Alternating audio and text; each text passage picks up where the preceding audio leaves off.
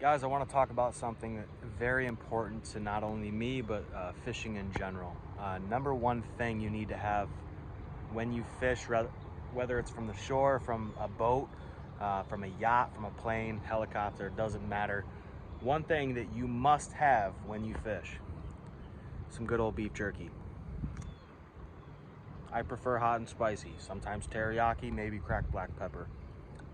Must have. Come on, don't forget it. Can anyone tell me, did the Lions win? I heard a couple horns on the lake, so I'm assuming they had a couple touchdowns. This was hours ago, so fill me in. I'll probably, by the time you guys comment, I will have Googled it or checked my fantasy roster and realized that I suck, which par for course on fantasy football, but damn, I'm not really paying too much attention to it. You guys remember last Sunday when 50% chance of rain, I was out maybe 2 hours. Bam, here comes the clouds. It's raining. Now we got this guy. I don't like that guy. The constant pursuit of maybe potentially catching some fish. So here's what I've got tied on for today. I've got some topwater, Whopper Plopper, River to Sea brand. I think it's a 120 or 110, can't remember. Pretty big, definitely works well. It's in bluegill flavor. I've got a Booyah spinnerbait with a just a regular kind of stick swim bait trailer. Got the good old-fashioned weighted plug in a root beer / blue flake presentation. And then of course it's fall, so it's time to hit some squarebill crankbaits. Real shallow, but blast them as fast as possible. Looking for a reaction strike there. And I've got, of course, Texas rigged, kind of a ribbed crawfish in a root beer color. Nothing fancy there. And then a chatterbait with a swim bait. So I wanted to show you guys this because it's the first for me. In the past decade, I've never been on a lake that had built-in aerators. Check that out.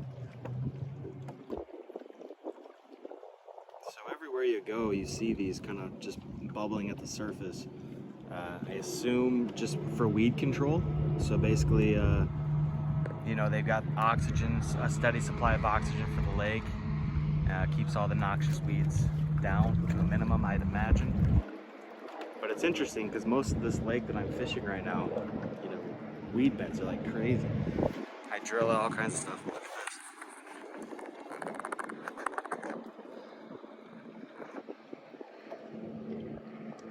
I mean, the majority of this lake, you're seeing growth and vegetation. So it's interesting, but anyway, it's kind of neat. Jet skier going by. I'm using a KVD 1.5 Squarebill crankbait. I had a couple hits so far. I'm in about 10 feet of depth. Just kind of fishing on the outskirts of this aerator, assuming that the bass want the oxygen, so we'll see what happens. So first up, Squarebill KVD 1.5, 10 feet depth. Picked up a nice one. Okay guys, just got the camera back on, but man, Squarebill, I changed the color up on the Squarebill. I've got a red one. Okay, we got a nice bass. That's exciting. Man, he jumped up. Look at that mouth. Okay, get him in the boat. Now I got the camera in one hand and pole in the other. Let's see what we can do here. Oh yeah, that's a nice one.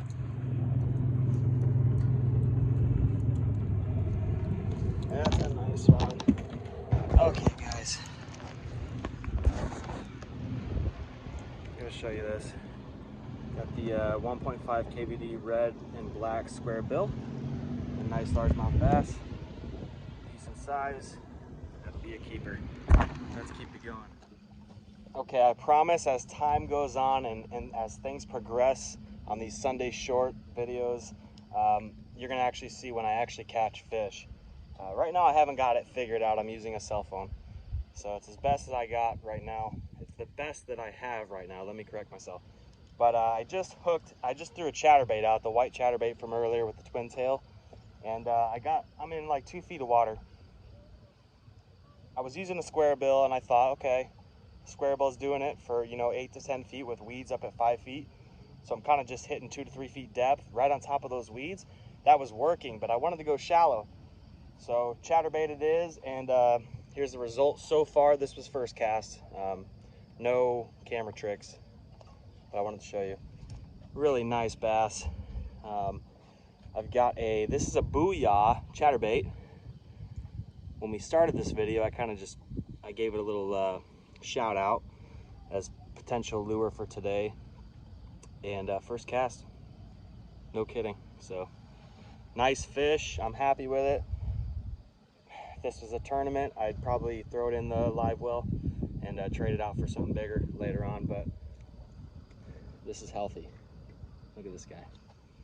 Largemouth bass are one of the most beautiful fish in existence. That is my opinion. Next to saltwater fish, of course, coral reefs and stuff like that, but beautiful fish. Let's throw it back. Chatterbait. Let's get some more. I'm just gonna keep the camera rolling. Back in the water she goes. Let's catch more bass.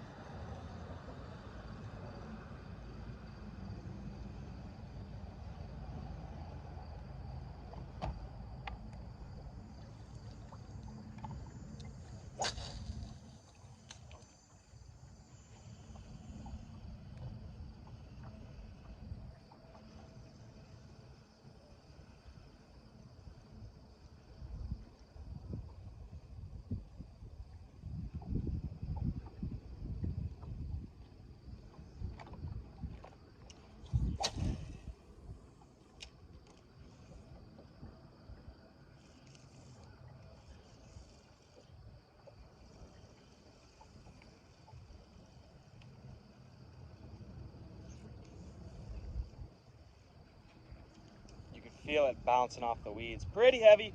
Okay, and we got another keeper. We got another taker on the Booyah Chatterbait. Let's get him in the boat before we start talking too loud. Probably the same one we just caught, if I'm being honest. But check it out. Chatterbait getting it done. Depth right now, 2.5 feet. We are pretty shallow. But here you go. Okay, let's look at this guy. Nice fish. Nice bass. Thanks for the chatterbait. He says, thank you, Booyah. Appreciate that. Okay. Chatterbait, baby. This little twin tail. Getting it done out here.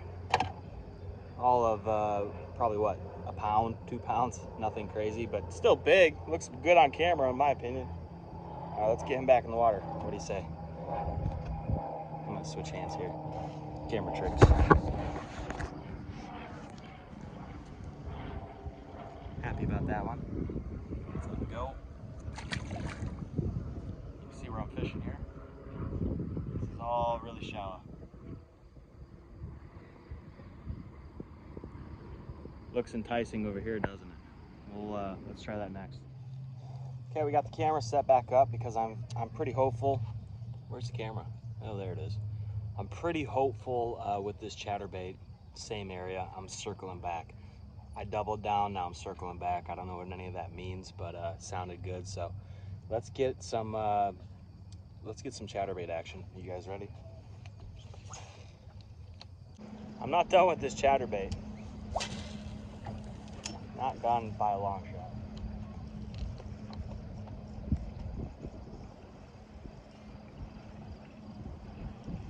So with the chatterbait, you're gonna feel that natural vibration, right?